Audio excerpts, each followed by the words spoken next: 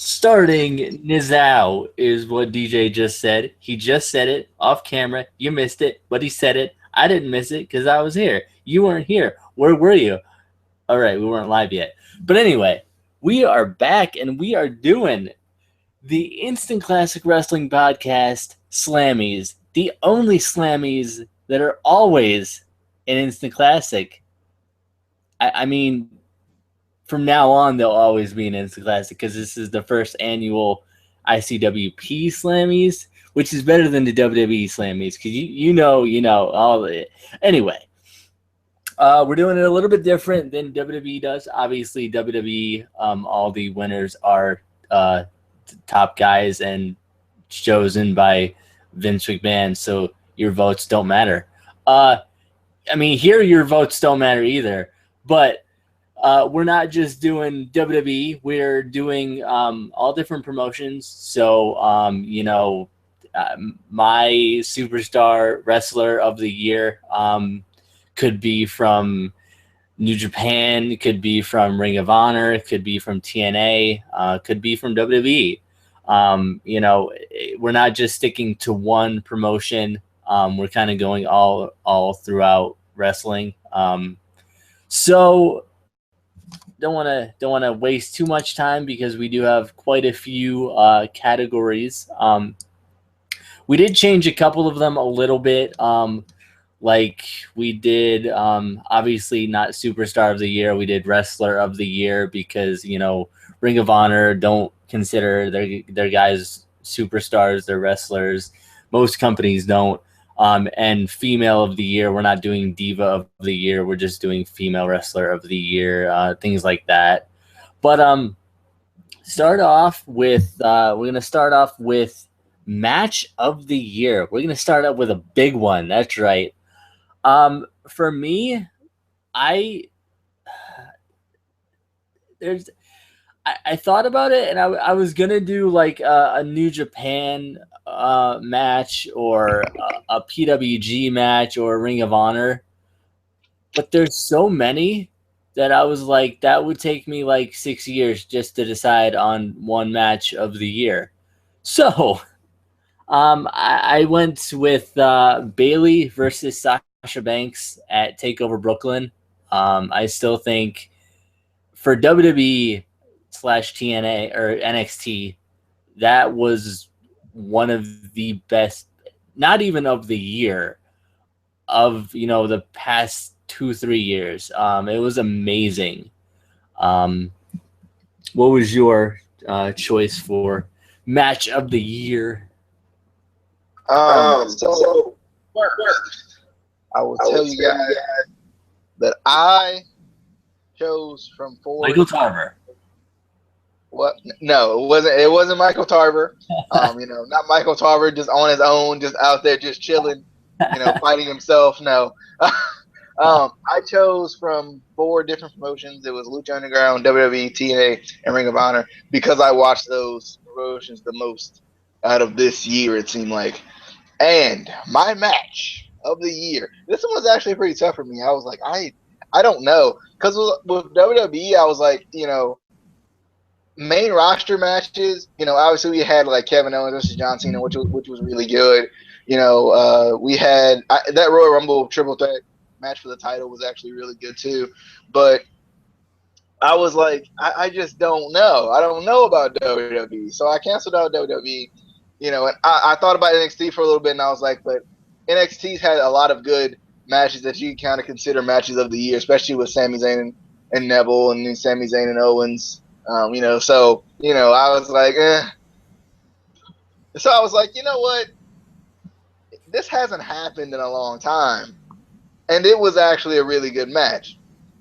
So I actually went with Prince Puma versus Johnny Mundo from Lucha Underground all night long. The 60-minute, it was more so like 45, 50-minute Iron Man match. But still, it hadn't happened in so long, and for those guys to go out there and still just be doing the crazy things that Lucha Underground does, I just thought it was just a really good match. And my second, I have kind of a slash here because I was like, this is the first thing I wrote down was Jay Lethal versus Jay Briscoe because it was for it's for the both titles. It was a big match and it was a really good match. Then I thought about it and I was like, 60-minute Iron Man match, Prince Puma, formerly known as Ricochet, and his other promotions, and Johnny Mundo, formerly known as Johnny Nitro or John Morrison, however you want to say it. They just put on a really good match. They have really good chemistry together. I don't know if they worked together before, but they have really good chemistry together, and it was just good to see Johnny Mundo back in the ring again. It had been a really long while, and they put on some good matches just throughout the year. But I thought that one was just special because it was an Iron Man match, and it was 60 minutes, or around about 60 minutes.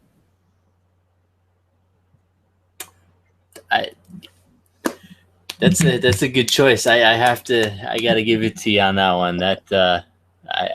Anyway, moving on. The next category we have is the "This is awesome" moment of the year. Again, there was a lot this year. I feel like between so many different promotions. But one for me was one that kind of was something that I've been wanting to see for a while because I didn't really get to see it originally back in the when they first came on the scene together in Ring of Honor. So my "This is awesome" moment was Adam Cole and Kyle O'Reilly reuniting as Future Shock. I was really pumped for that. I had watched their old stuff, old matches that they had when they came in together, and it was awesome. So it was pretty cool to kind of see them back together for a little bit there. What was your was it? It was Michael Tarver, wasn't it? I mean, close. Very, very, very close. When thinking about WWE, I think, they hit the nail on the head tonight with the Kalisto thing. I think that was probably the "This is awesome" moment, kind of that unexpected moment you weren't thinking of. But and I didn't even catch this until just now when I was reading them to myself. This one comes from Lucha Underground too. Ultima Lucha was a really good event and a really good special event, pay-per-view, whatever we're calling it. And this part, it's unfortunate because I know I would have been like, wow, this is awesome if I would have watched it live and not kind of seen it, because I saw it while my dad was watching it, and then I came back and watched it again. So I saw some bits and pieces. But my moment here around when being Blue Demon's master or mentor or whatever, I just thought that was a cool moment because they had this huge match, like huge, just blood fest of a match. He was like, break my arm, and Blue Demon had just went on this path of destruction, breaking people's arms, no matter who it was. And then Vampiro was the one that stopped him. And then to turn out it was Vampiro who ended up was behind it the whole time. And it was just a cool moment. It kind of fell under Double Cross, but I was like, to a certain degree, it wasn't necessarily a double cross. So I was like, I'll put it under "This is awesome" moment of the year. So I think I got to go with Vampiro being Blue Demon Jr.'s master or mentor, however you want to say it. I can't remember exactly the terms they use.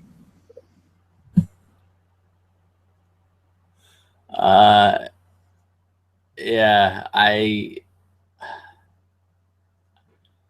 I'm just waiting for Lucha Underground to come back because there's so much I'm curious about.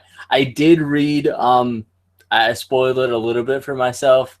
I read the first two recordings that they did for the next season of Lucha Underground, the next two shows that I think are going to air in January. I believe it's coming back in January. But I'm still excited for it. Anyway, moving on to female, not diva. No, we're not gonna generalize it as a diva. We're gonna say female wrestler of the year. I mean, obviously you got to go with blue pants. I mean, I didn't go with blue pants, but a lot of people would go with blue pants, right? Um, no, I went with Sasha Banks. I think she's had some really good matches. I feel like we haven't seen much of her really good matches since she's been on the main roster. But that's something that you kind of, you deal with when they finally go up to the main roster. You don't see as many of those amazing matches, unless they're, really being pushed for, a world title pick shot or intercontinental picture. And Sasha Banks is kind of in that Team Bad group still, sort of, that isn't really doing anything. So it's unfortunate. But she's had some really good matches, especially her last couple matches when she was still in NXT.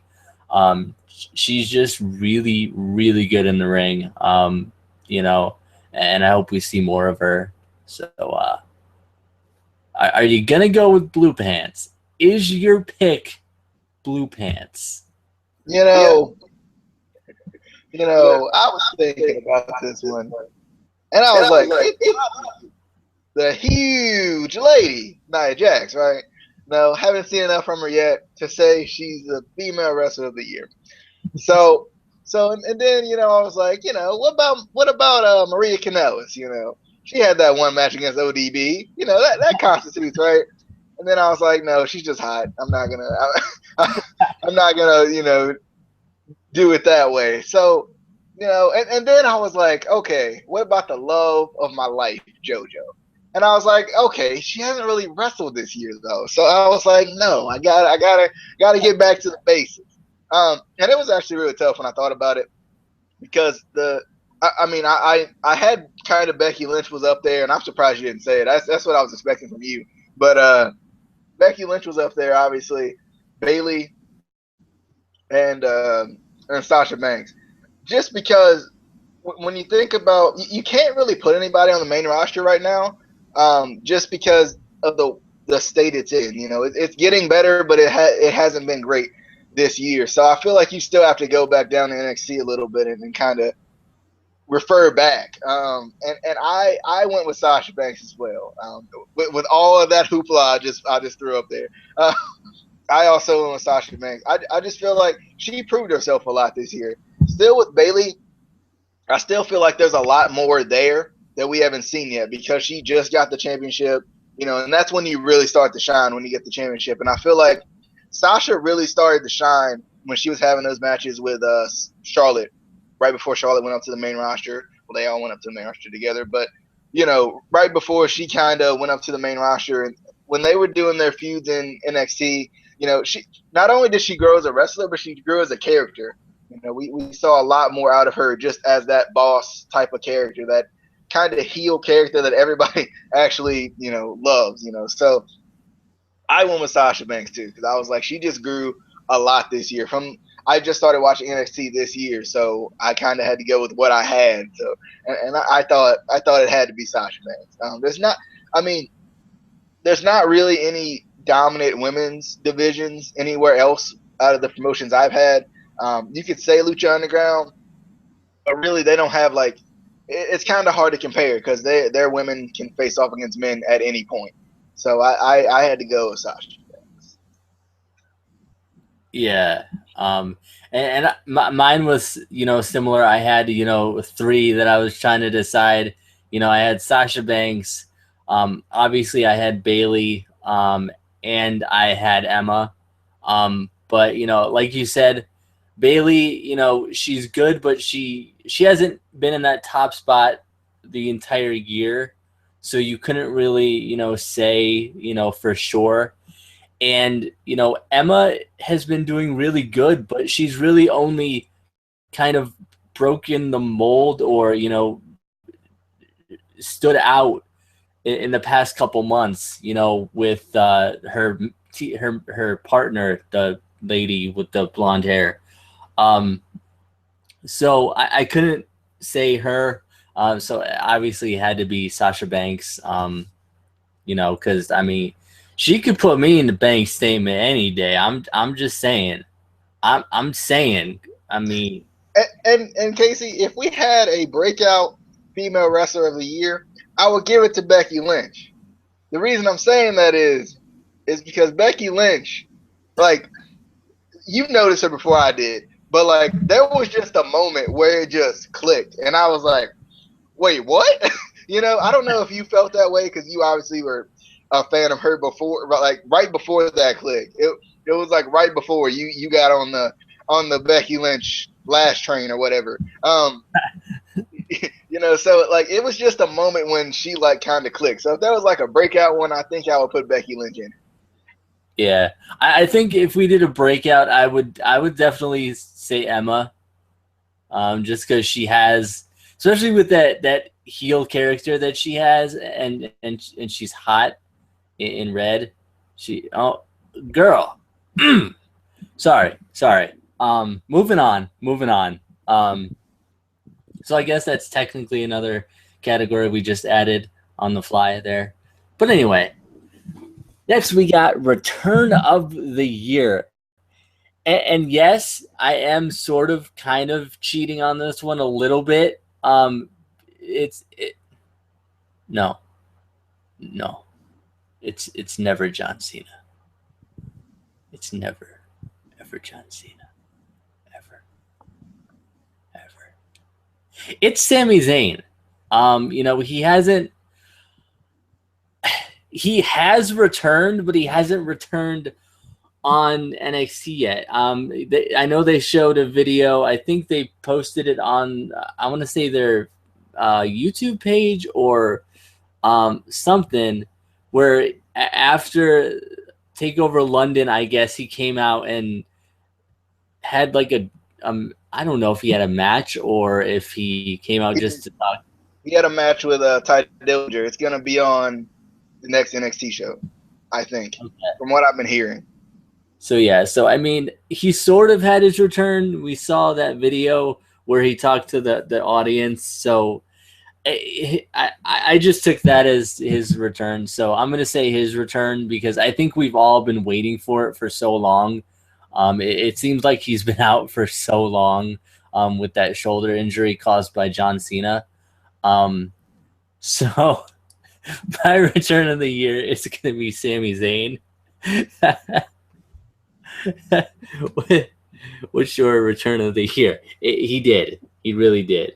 This one was tough for me because I honestly this year there hasn't been a lot of like big returns. Like I think Del Rio was surprising when he returned back to WWE, but I wasn't like, oh my god, he just returned. I just it wasn't like I wasn't up in arms about it. I was just like, oh, that was surprising. It was kind of like a calm surprise return. Oh, yay. Look, we're back. I was happy about it. I wasn't expecting it. And I don't know. It was just weird. I wasn't like just elated about it like you are with most returns. Okay, this one was hard for me because like I said, there hasn't been a lot of just huge returns this year. Even when you look back at the Royal Rumble, there was only one, and that was Bubba Ray. So I thought about it for a little bit, and I was like, I could go with Rhino because that was kind of a little cool little return he had, and I wasn't expecting it. But I'm going back to Lucha Underground again because for some reason they're just in my mind at this point, and I'm gonna go with Melina, and not because she returned to a company, more so she returned to like wrestling, I guess you could say, because we haven't seen Melina in ages. We haven't seen her since we've seen Johnny, whatever we're calling him, Johnny Mundos, Johnny Nitro. Johnny Nitro, Eminem. We haven't seen her in a while, so it was a surprising return. Once again, this was one of those moments I saw out of the corner of my eye as my dad was watching the show. Then I rewatched it and I was like, oh yeah, Melina. Because I used to love Melina back in the day when she was with Eminem. She was my girl back in the day. Back then. But I think she's my return of the year just because she was the most surprising of the returns. Because I think you would agree with me. There hasn't really been a ton of like huge returns this year. I think the company that has had the most returns was Ring of Honor, and those weren't like they were just like returns for a little bit. There weren't like any like just major returns. So I'm gonna go with Melina. Yeah. Um. So next we're gonna do wrestler of the year. This one, this one was really hard. Uh, Again, I had to go. WWE main roster. NXT. There's a couple there. Um, Ring of Honor. I can't put the entire roster on here. That wouldn't be fair. PWG. I can't put the entire roster. That wouldn't be fair. So I did do two. I did obviously Finn Balor. He's Finn Balor. He's amazing. And if you don't like him, leave right now. Get out. Get out of my house. And I gotta go with Prince Puma, aka Ricochet. I love Ricochet. He is one of those guys that I could watch his matches over and over and over, whether he's Ricochet, whether he's Prince Puma. And I love guys who can do multiple, gimmicks. Guys that can be, Ricochet in, PWG, and then, Prince Puma in Lucha Underground. Same with TJ Perkins. He can be TJ Perkins, or he can be whatever the hell he is now, Suicide Homicide, whatever. Manic Side. I don't even know anymore. They freaking give him the mask and take it away and then give it back, and it confuses me, and I just want TJ Perkins. I just want him. That's all I want. I don't want the mask. But no, those are definitely going to be my two top wrestlers of the year ever in 2015. Yeah.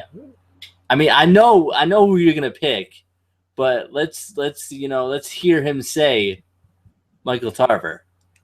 I promise you, it's not Michael Tarver ever. I mean, he almost made the list for biggest disappointment, but that's about it.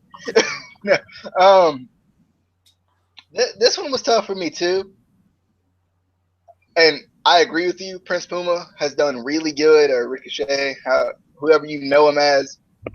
The first matches of his that I actually watched was in Lucha Underground. I've been meaning to look him up. I just hadn't had a chance to.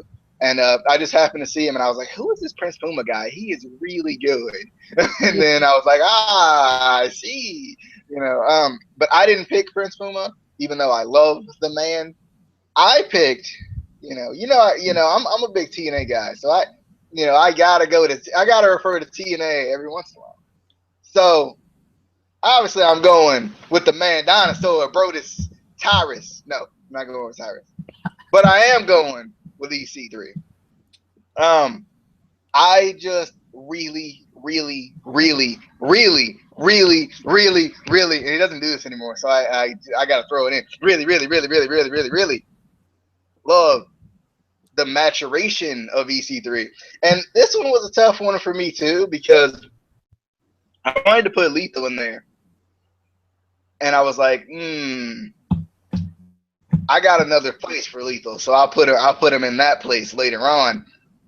But I think EC3 he's matured on the mic. Like we've seen him just mature over this year. We saw him last year as the spoiled brat, Dixie Carter led guy, and then he kind of went on his own and just kind of carried himself just in a good way, for as a heel. I think he's probably one of the best heels in the game, I guess we can call it the game right now. So I'm going with EC3. It was a tough one though, it really was. But EC3 is my boy, and he is soon to be your TNA World Heavyweight Champion. It's not the light heavyweight championship, I promise. That is the light heavyweight championship. It is. It just is. Uh, anyway, I can't say I agree with your choice because Finn Balor, Prince Puma, so much better than EC3 will ever be, ever in life. Anyway, let's move on to shocking moment of the year. I don't know why I did it in that voice. You said the game, so I got in that Triple H mentality for a second there. I'm gonna go into the Ring of Honor realm of wrestling, and I'm gonna say Alex Shelley returning with the KRD mask that I don't think DJ has seen yet because has 6 months of Ring of Honor to still watch because he didn't watch for a while. But it was one of those things that was, when I watched it, I was like, wait, what? Because it was so surprising. And it involved Chris Sabin, as you know, or may not know. Chris Sabin, Alex Shelley used to be the Motor City Machine Guns. They got back together, right? Tell me they did. Tell me they did. I haven't seen it since then. They haven't shown anything since then. It was just kind of a thing, and then like a month later, they're gonna bring it up again. But they were one of my favorite tag teams of all time. So it was pretty cool to kind of see Alex Shelley take off that mask, and you weren't really sure, is he on Chris Sabin? Is Chris Sabin's side? Is he an enemy? Is he a friend? What's going on here? It was really surprising, which was kind of cool. Just seeing him back in Ring of Honor, because you hadn't seen Alex Shelley in Ring of Honor in years. So, what is your shocking moment of the year? Yep, I haven't got that far yet. So, you know, I didn't have anything from Ring of Honor. I actually, because this moment like literally did shock me. Usually I catch these things. Like usually I'm like, okay, so he lost, so this is gonna happen, and it happens. But this one, I don't know if I was like just in that WrestleMania spirit where I was just like fan, fan, fan, fan, fan. I don't know if I was like just in that spirit where I just wasn't expecting it. But when Seth Rollins came out and cashed in the Money in the Bank, I was just like what? Wait, this can happen? And it was just a cool little moment. And it was at WrestleMania, so we were all like, I think we were all just in the knowing that Roman Reigns is gonna win that match. I think we were just, I know I was just like, Reigns is gonna win. And then I think Ryan and a couple of my friends that came in at that point, and I was like, it's Seth freaking Rollins. It was just like that, and I was like, what's going on? And he cashed in, and I was literally shocked. It was kind of that. It was similar to that Undertaker losing thing that got me shocked. I hate to remind everyone of that again, but still, I was literally shocked during that moment. So it was a similar situation, But yeah, I think Rollins cashing in, for some reason, it was just surprising to me. I don't know if I wasn't thinking as like, well, I got to review this show, so I know this is gonna happen. I don't know. I was expecting Reigns to win, so Rollins came out there, and I was like, oh, well, all right then. That was kind of shocking. So next category, nomination. What, I don't know. Is breakout star of the year. And again, there was a lot. My problem with the Slammies tonight was, they were like all these stars, I think Neville won it. I think there was Kevin Owens. I forgot who else was on there. Why didn't Kevin Owens win? like why? Like because I get Neville, but then again, Kevin Owens. If we're because they like to talk so much about the main roster, why? I don't get it. Kevin Owens has made more of an impact on the main roster than Neville has. Neville was like the pre-show king for a little bit there. But I mean, my issue was with it was, to me, this wasn't their breakout. Because they were in NXT for so long. At least Neville was. That was their breakout to me. WWE just they it's almost like they're two different companies to WWE, NXT and the main roster. So that was the only issue I had with it. But I didn't even pick anybody from WWE. So screw you, WWE. Oh, I don't know. I went with and again, sorry WWE. That's not an insult. That's just a fact of life.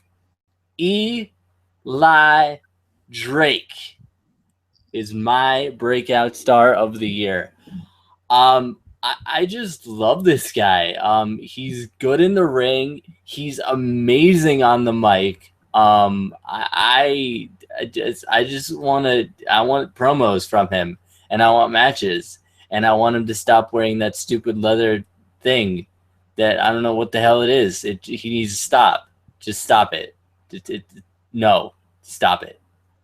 What's worse is this past week's show, he freaking wore it in the match. Like, he didn't take it off. He wore it in the match. What the hell are you? Anyway, no, but he's my breakout star of the year. He came in with the Rising, and that broke up after like 2 weeks. It seems like. But he's really, he's shined since he, left them, which is kind of cool. More than Micah, Micah slash another superstar in WWE that we won't mention because WWE doesn't like to mention old superstars. Camacho. Yeah, if anyone didn't know, he was Camacho in WWE, which kind of surprised me. I was randomly looking on his Wikipedia page, and it was like, Micah Camacho, and I was like, what?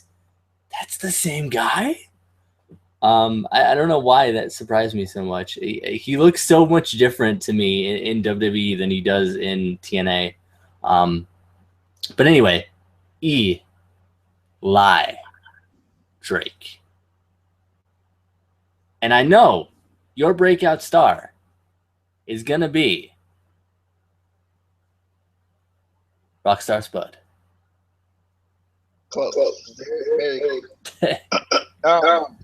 When I looked at this, I looked at the key word here for me was star. I was like, who kind of came out of this, and made themselves kind of the face of what they were.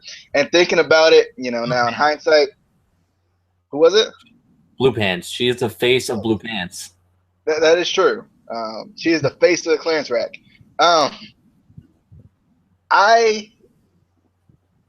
In hindsight, Prince Puma was a good one for this one. Grotto?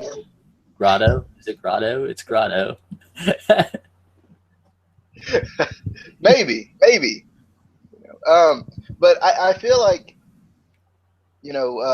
Prince Puma was a good one for this one in hindsight because I wasn't thinking about him at this point, but because he kind of like just made a name for himself in Lucha Underground on a bigger, it's what seemed to be like a bigger platform. So I didn't pick Prince Puma. I picked Jay Lethal. Because Jay Lethal. I just started watching Ring of Honor on a somewhat weekly basis like earlier this year. So, from my previous experience with Jay Lethal, he was like the X Division guy, and I didn't think about him being able to move up any farther. But with Ring of Honor, through Ring of Honor, winning both of the titles at this point, he has shown me, that he has had that potential to grow and kind of be the face of the company a little bit because he, like I feel his promo skills have always been really good. But like as a heel, he's really good too. Yes. He does not have the television title anymore. I'm sorry. I hate to break your little heart. Why? Why did you do that to me? I hadn't watched it yet. Darn it. Sorry. I But, mean, he has both of them. He still has both of them. I'm sorry. he doesn't. But that's okay. Eventually he had to lose it anyway, I feel like. But he's strong, baby. but I just felt like Ring of Honor did it before WWE did it. Number one. Number two, I just feel like he did a good job carrying both of those titles at least for the time that he did. He put on good matches with them. It seemed like. So, I went with Jay Lethal. I just felt like, because I felt like there was, from my previous experience, I didn't feel like he was world champion material. And then he went to Ring of Honor, and with a manager and with a different style of character, he kind of he grew on me. I always loved him, but he grew on me as a world title contender type guy. Yeah, and lost the TV title to Roderick Strong. So there's that. I'm sorry. Anyway, but he held it until he lost it. Over a year. Until he lost it. But anyway, we're moving on. We got the double cross of the year, aka the backstab of the year. If you don't know what a double cross is, in case you don't know, now you know. Mine, and this broke my heart a little bit. I still love both of them. I love both of these guys. They broke my heart a little bit though. Adam Cole, baby, turning his back on Kyle O'Reilly. I cried a little bit. I did. I cried. But I was like, you know what? Red Dragon will live on. And Adam Cole, baby. That's it was one of those things where I knew it was gonna happen. I felt like part of me wanted him to leave the Kingdom just to see how that would work out. Storylines down the road, with new updates coming out now that the Kingdom might be going to TNA. Curious about that too, but I feel like we knew it was going to happen, but just when it did, I was like, no, why would you do that? No. But it made for a good moment, I feel like. So, backstab of the year, sir. Double cross, whatever. It seems like we're a little in sync here on this one because kind of similar to a lot of my other points. There hasn't been a lot of just ridiculous heel turns that were really good, and you're like, oh man, that just sticks in my mind. And this one, I just watched it last week, or I think I actually watched it this weekend, and I was watching it, and I don't know why, I don't know what happened to me at this point, but I was like, what? When it happened, I was hyped because I'm a big Adam Cole guy, but They played it off pretty well though, with the whole dissension with the Kingdom, and getting back with Kyle O'Reilly. They did a good job playing it off and whatnot, making it seem like he was gonna step away. He's been doing the Code of Honor thing for such a long time. Even did it in the match right before that. Didn't come out the Kingdom during their tag team match or anything. So I think they did a really good job. And when he solidified that he was with the Kingdom with that super kick, I was like, what? It was just really, it was a really good turn. Probably one of the best of the year. I haven't. How many turns has it been this year? Not many. Yeah. It's weird. This year there hasn't been a lot of things going on this year for some reason. Yeah. Huh. That's weird. But anyway, this one is a little bit more WWE specific, but Best original WWE Network show. Pretty sure we're probably most likely going to have the same answer, winner on this one.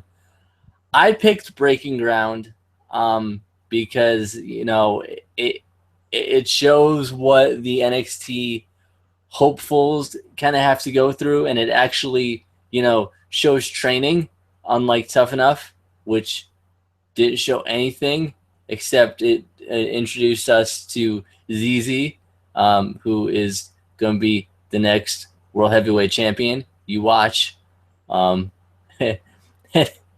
He's going to be the next World Heavyweight Champion, and he's going to change the belt. He's going to have a gator skin strap. It's going to be great. You watch. It's going to happen.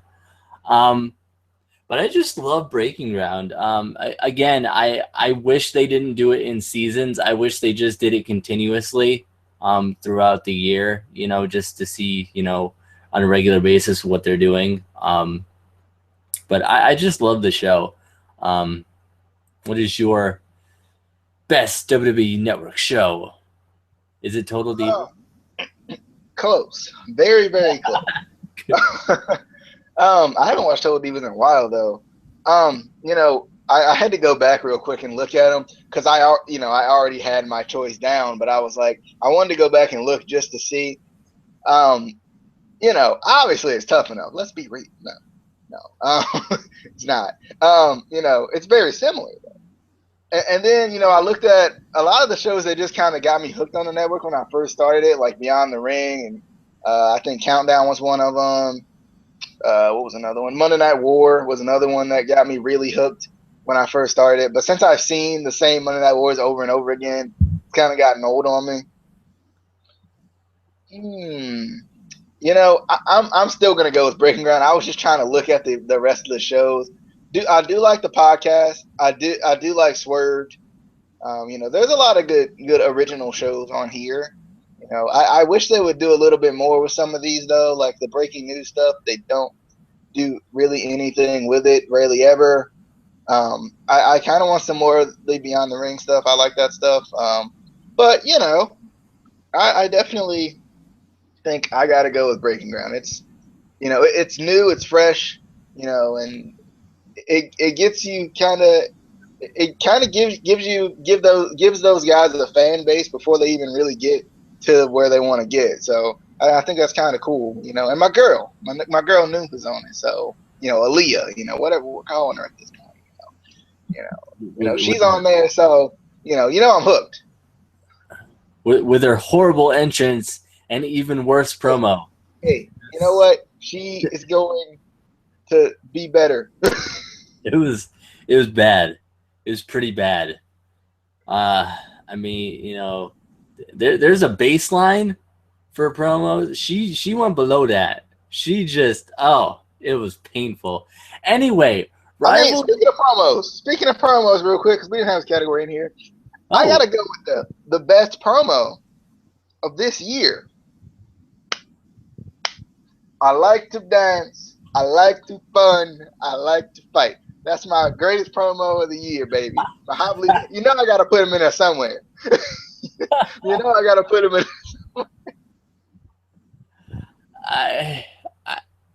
Anyway, I'm not even gonna pick I don't even know. There's so many good promos. I don't know. Is it Look Into My Eyes? No, it's not Look Into My Eyes. I think it's anything with Eli Drake. Anyway, rivalry of the year. We had a lot of good rivalries, I feel like, this year. Sometimes it felt like there was too many because they would change so rapidly. It feels like. But I'm going to have to say Undertaker versus Bray Wyatt. Just the psychology of it and the characters, how they worked off of each other was awesome. I kind of want it to still be going on, to be honest. I don't want it to end. I want to see what they can do. But anyway, what was your rivalry of the year? It could be you versus Michael Tarver. That could be a feud. You know, we could put on a match of the year for the world Lightweight lightweight championship of the world. But I like that Bray Wyatt versus Undertaker. I don't know why I didn't think of that.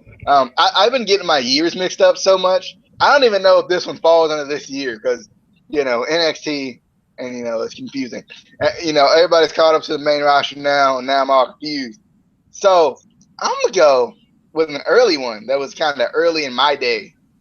Back in my day when I watched NXT for the first time, and we had, and please correct me if I'm wrong because I will paint it. We had Sami Zayn and Neville. Was this one this year or was this last year? That was 1982. That was close. It was a while ago. Trying to, I think that was last year. Darn it. Okay. Darn it. All right. So my rivalry of the year is going to be. You know what? He's not on this list, and I think it's unfortunate. I think it's a conspiracy by Casey and Justin for him not to be on this list. So, hey, if you say this name,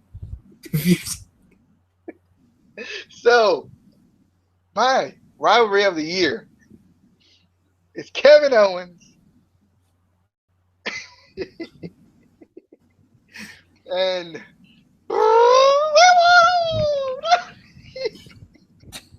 John Cena. I knew your reaction was going to be perfect, so I couldn't get it out. Kevin Owens versus John Cena, just because they put on really good matches. And it was kind of Kevin Owens. He was grabbing that brass ring.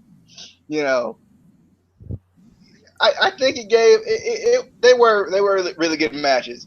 And it kind of gave Kevin Owens a stepping stone up to the main roster, which I think was really good. And the first match, I think, which was I think personally the best match that they had. He won that match, which was surprising. And since Neville and Sami Zayn can't be my match of the year because it's 2014, I'm gonna go Kevin Owens and John Cena, Casey's favorite wrestler of all time. But wrestlers can actually wrestle and have more than 5 moves. Just saying. He got plus or minus 5 moves. He got minus 5 moves. Anyway, moving on away from that evil man. We got the tag team of the year. There's so many good ones. I was gonna say the Instant Classic Wrestling podcast because we're kind of like a tag team, except when Justin comes in and we turn it into like a 6-man, and it's a bad 6-man where like your one member doesn't know what he's doing, and you're like, I wish this was just a regular tag team match, and you're like, why is this guy out here? But anyway, this one was really tough for me because I was like, I could go with Red Dragon. I love them. I could go with my boys, Big Cass and Enzo. We can never go with the New Day because New Day sucks. I just had to go with the Young Bucks. They're so good and they wrestle for. It seems like every promotion except for WWE they wrestle for. Literally, if you look up a promotion, they've probably wrestled for it at least one time. And they're a part of the Bullet Club, which I'm trying to join. I'm trying to get that application in. If anybody associated with the Bullet Club is watching this, put a good word in for me. I can two sweet people in it all day. DX Chop. I can do it. I could try to do a super kick, but I might hurt myself. But I'll try.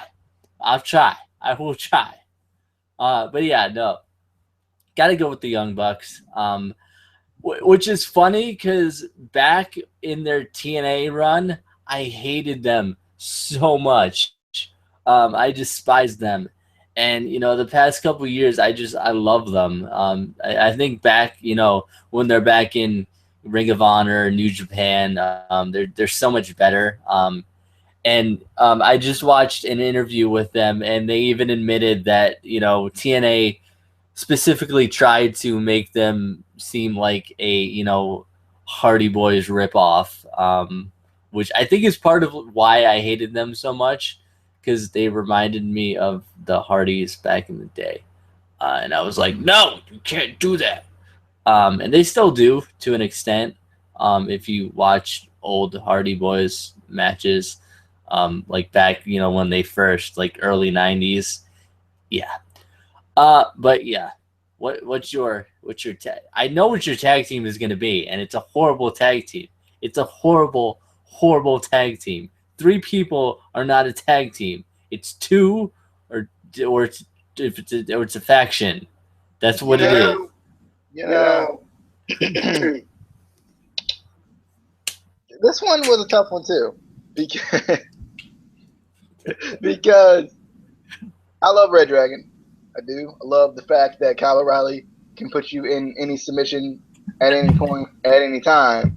And I love, every time Bobby Fish comes out, I do the little, throw splash with him. I do it. I just get hype, when he comes out. And I love the Young Bucks. I really do. And even the Addiction, right? Yeah, the Addiction. Okay. I get confused with it too. They have so many names. It's even the Addiction, I feel like they've been doing really good too. I love the Wolves, but there's only one tag team. First, let me get to my honorable mention. It's ironic because it's still a 3-person tag team. Ivelisse, Angelico, and Son of Havoc from Lucha Underground. They were the trios champions. Oh, you don't mind that one though. Okay, they were the trios champions, and the first trios champions from a while. I think WCW used to have trios champions back in the day, but I thought it was just a cool idea. I felt like, and they worked really well together, even though Ivelisse was hurt for like the majority of their title run, which was unfortunate. And I love her. But I think they just worked really well together, and Lucha Underground just does some ridiculous stuff anyway. So I just like them. So they're kind of my honorable mention for this one. But there's only one tag team that can bring the power of positivity wherever they go, and that's the New Day, baby. Okay, or as the Pope would say, the New Day Daddy. However you want to say it. I think they did a good job. They did a great job, a fantastic job. Because it's obvious. Ring of Honor has a good tag team division, and TNA, if they ever throw some tag teams together, could have a good tag team division. But with WWE, we just don't know right now. And we get it. Big Cass and Enzo, they the truth. And we get it. The Bob Villains, they are gentlemen. We get it. JJ and Chad Gable, they nice. But there's only one team that can bring the power of positivity wherever they go. And also, I think they did a great job with. They're supposed to be faces, and they had to change it on the fly. Thank God WWE finally listened to the fans for once and changed it. They changed it on the fly, made them heels, and they kind of made the tag team division interesting again. And all the freaking tag teams they got that they won't use for some reason, it's not like it couldn't be interesting. So I'm going with the New Day. They're entertaining. Because are you not entertained, Casey? They are entertaining. They are good in the ring. And Big E is a big man that can go, even though you hate him. I know you hate him because he's big, and you're a sizist. I tell you, you're a sizist. No, but seriously though, not true. I love Michael Elgin. I love the man. But I'm going with the New Day. I just like the New Day. I think they did a good job with kind of what they were given. They had to change it on the fly, and they did a good job. At least I don't call ladies that are slightly bigger than average huge ladies. I am a gentleman. Moving on. We're going to go to the underrated star of the year. There's a lot of guys that we always think are, aren't used to their potential, or, have something there that, if just polished a little bit, if taken out into the sun so that they can shine, would shine like the sun that it's in shining from. Anyway, I'm gonna go with Simon Gotch. Something about him I just really like. I don't know what it is. There's something there. There's something there. He's a good talker. I feel like he is the bright shining star of the vaudevillains. He is. And I mean, plus he's got the mustache. And I mean, how you not like the mustache? I mean, come on. He's a gentleman.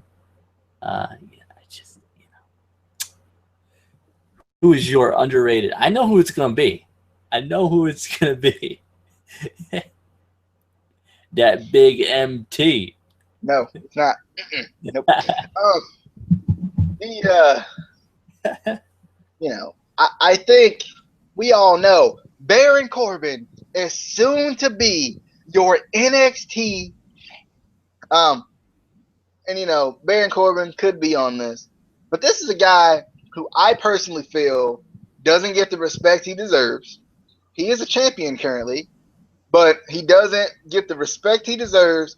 And he's really proven to me that, you can do all the high flying stuff, but he also has this great wrestling ability that you really don't see all the time from the guy. And you didn't see him at the beginning when he first started in TNA. Are you narrowing down yet? I'm going with Tigre Uno. Simply because I like Tigre Uno a lot. I do. I feel like he's really shown some fluidity from move to move. I don't know if he's been working out with Manic or something, but he's gotten so much better from the first time I saw him. I'm not sure with the dives yet what's wrong with him, but I feel like he could really be really good, if they kind of just keep him going in a positive direction. I like Tigre Uno. He's got the high flying ability, but he has the technical savvy. If you actually sit down and watch him in the ring and get over that ridiculous mask that he has on. He's pretty good. I like him personally. I know not a lot of people do, and that's why the key word here is underrated. But did he do an SDS on a ladder? Did he do that? No, he did not. No, he did not. Anyway, moving on to the biggest disappointment of the year. There was a lot. There was a lot of disappointments this year. And to narrow it down to one, I thought was going to be really hard. I thought, it was going to be so tough. But, when I sat down and thought about it, it came to me. It came to me.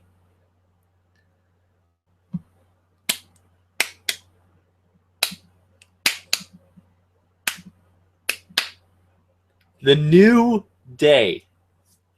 The New Day, I was excited for the New Day before they debuted. I was excited because it was supposed to be the new generation's nation of domination. It was supposed to be that new all black, not to be racist, because that's what WWE, friggin' somehow they make everything about race and whatever. But it was supposed to be something really cool and really, kind of a bit of a throwback, but a new swerve on it, and I was excited. And then it debuted, and they dropped the ball immediately. They just uh,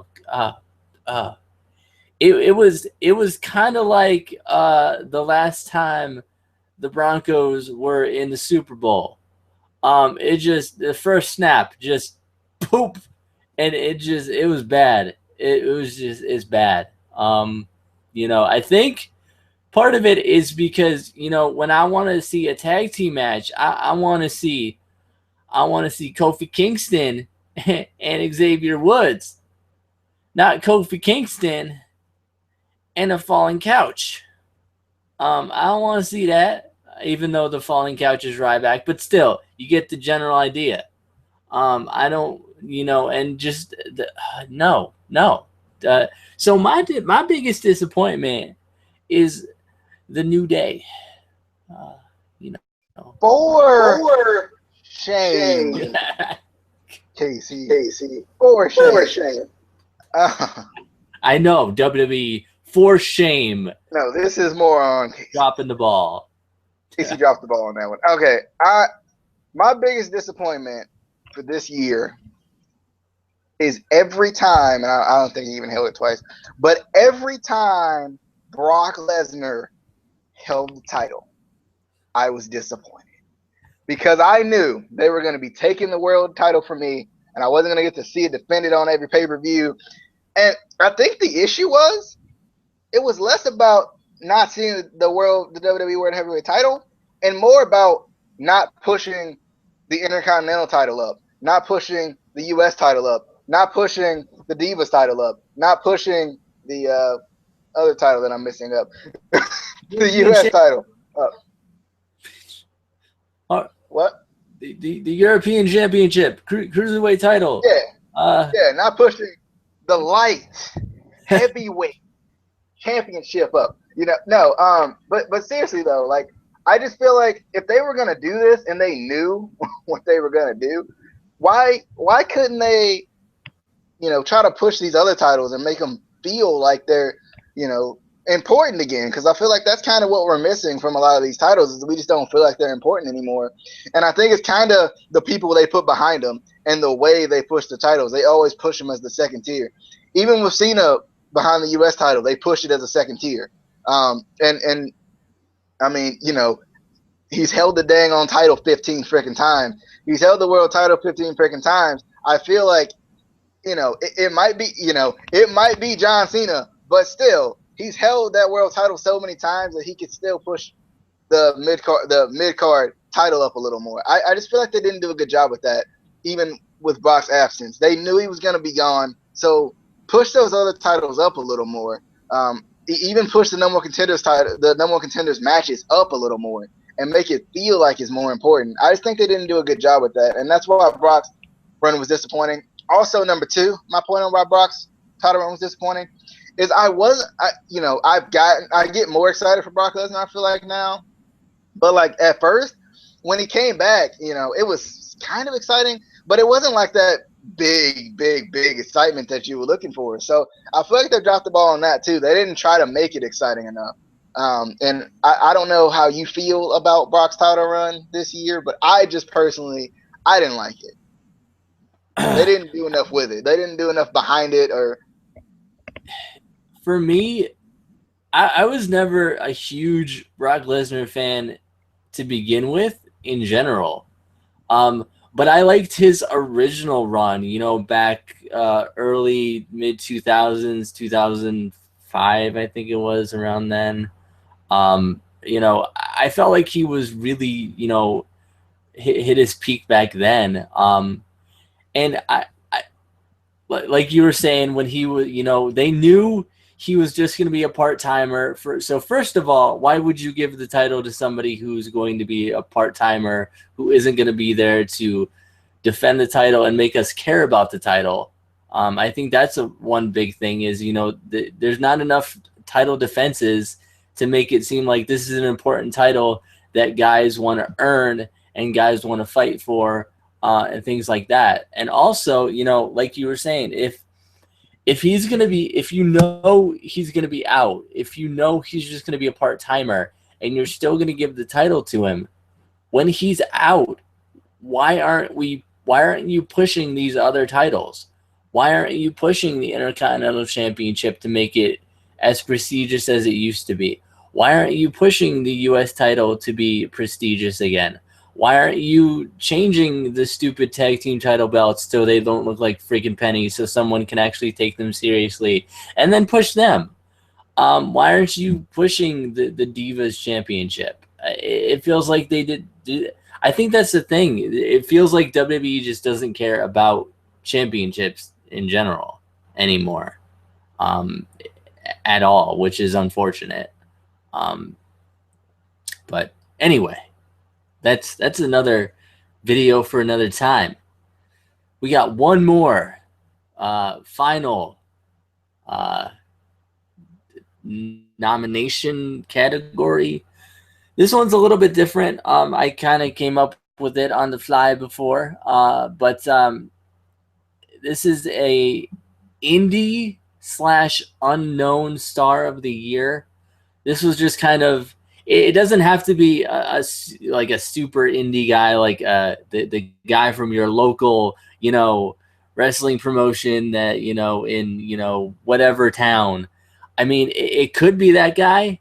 Also, it could be, a guy from, PWG. Could be a guy from Lucha Underground. It could be a guy that, maybe the casual, WWE fan wouldn't know, or, just the casual wrestling fan who maybe is looking to get more into wrestling, more into indie stuff, could check out.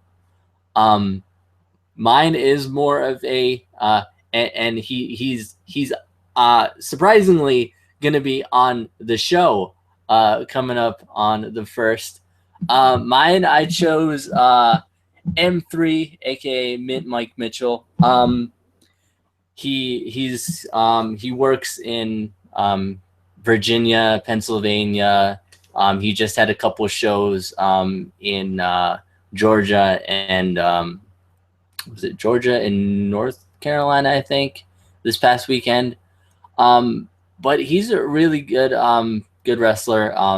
He's in a tag team, the Extra Guys, if you guys want to go check him out. He has really, really pretty drop kicks. Go watch a match and watch his drop kicks. They are pretty. I think that's the easiest way to get to my heart, is just have a pretty drop kick, and I'm happy. That's why I hate John Cena. His drop kicks suck. That might be the root of my hatred for John Cena. No, there's a lot more hatred for John Cena. But that's my pick for sort of an indie / unknown or lesser known, I guess, star of the year. I mean, also, Prince Puma, because he's amazing. Anyway, do you have one for this category? Yeah. We also got which promotion had the best year. You want to do that? Oh, yeah, that too. We added that. Let's see. Mine, I actually, I did. I thought about the Extra Guys. I was like, can I put 2 guys? I did think about them because I did get a chance to watch some of their stuff today. But I'm gonna go, with the Mac. I'm not sure of his actual name, but he's in Lucha Underground. Big black guy, nice beard, and he's really athletic for a bigger guy. I've seen a couple of his matches in Lucha Underground, and he did, some really good things. He fought against Brian Cage, who's really good too.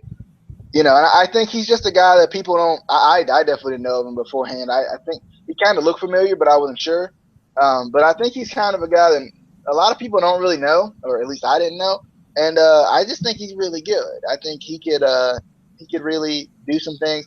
I had also thought of Marty the Moth Martinez, if you guys know him, guy from Tough Enough, Martin Martinez that used to be on Tough Enough. I wanted to put him in there, but I was like, I haven't seen enough from him yet.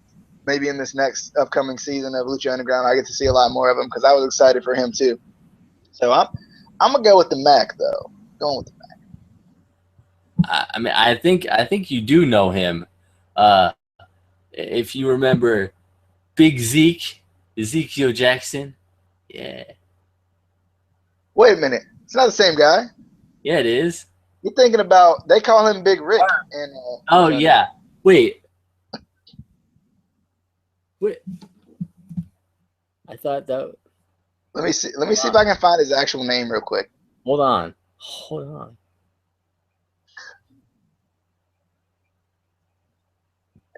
Maybe I'm thinking of a different.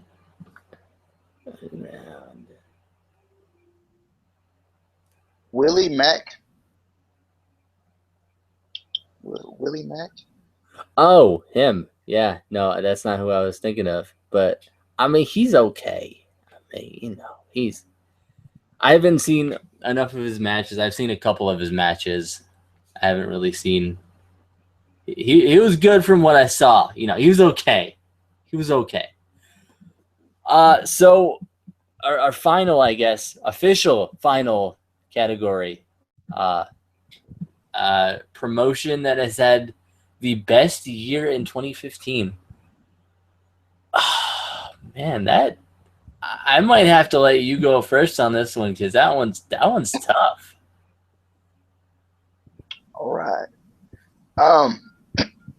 Yeah, this one was pretty tough, but after I thought about it, I went with Lucha Underground because I love them. No, I went with Lucha Underground because number one, they don't have the flamboyant setup, so they went with it. They don't have the flamboyant like ring and stadium and whatnot. They just went with it, and they kind of just made it into their culture. They started from nothing. This is the first time I heard of them was this year, and they put on probably multiple, match of the year candidates throughout their first season, and this is just their first season, so there's more room to grow.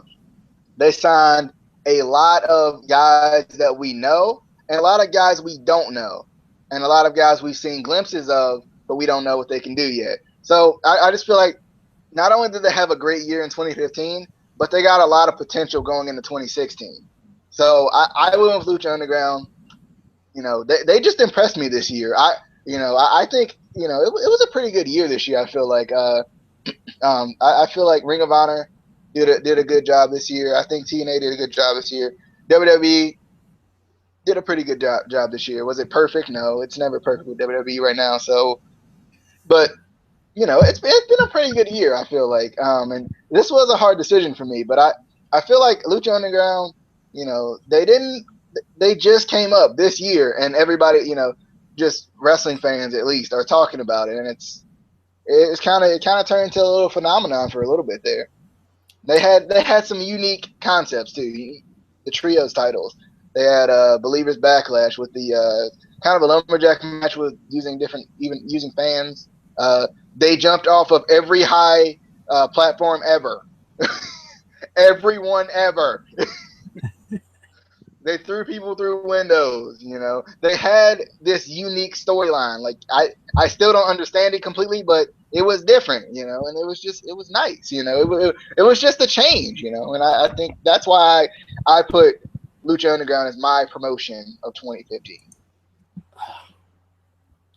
Yes, ladies and gentlemen, DJ is officially sponsored by Lucha Underground. That's why. But anyway, no.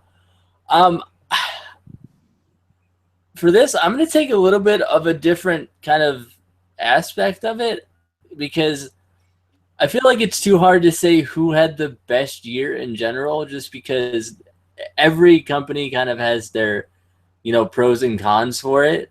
Some more than others. WWE. I'm gonna go with what I think is was the best in 2015. And I think just from I haven't gone to one of their shows. I want to someday, but I feel like at least for, you know, getting your money's worth, I think PWG definitely has to be number one for me. Just watching their shows, you know, I I've watched so many of their pay-per-views, and I haven't seen one match in any of the shows that I've watched that I was like, this is okay. This all of the matches are just amazing. So I think it's one of those few, you know, wrestling promotions where you definitely, you know, no matter how much the tickets are, I don't know how much they charge for their tickets, but you would definitely get your money's worth at a PWG show. And I think the same with Ring of Honor and things like that. But I think Ring of Honor has kind of had ups and downs a little bit. They've gained stars and then they've lost them to, you know, TNA, WWE. It's kind of been up and down. But I feel like PWG definitely has a you know, their dedicated fan base and dedicated roster. You know, the Young Bucks are always there. Until he was signed by WWE, Kevin Steen was always there. You know, um, what were you going to say? Something? Okay, I was just gonna say one of my goals for 2016, or probably before the end of 2015, because I probably have time, is to watch a PWG show. I haven't watched one yet. I've watched highlights of one, but I haven't had a chance to actually sit down and watch one. I haven't had enough time, except for recently. But I've been trying to catch up with everything else that I have been watching. So, like, I'm probably before the end of the week, I'll probably watch one. I just don't know which one to watch either. I just got to figure out which one I want to actually watch. Because I want to watch one, especially with some guys I haven't seen before. But I kind of want to watch one with some guys I have seen before. So I don't know yet. Any PWG show, any of them, just pick one, any one. But anyway, that is our Instant Classic Wrestling Podcast, Slammies of 2015. The best Slammies that you've seen all day, because the other ones were predictable and WWE booked them, and it was bad. It was just bad. It really was, you know.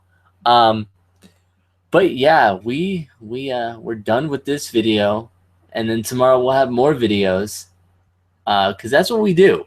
We do videos here. But for now, we will see you on the flippity dippity, because DJ loves the flippity dippity, and that's where we'll see you on the flippity dippity.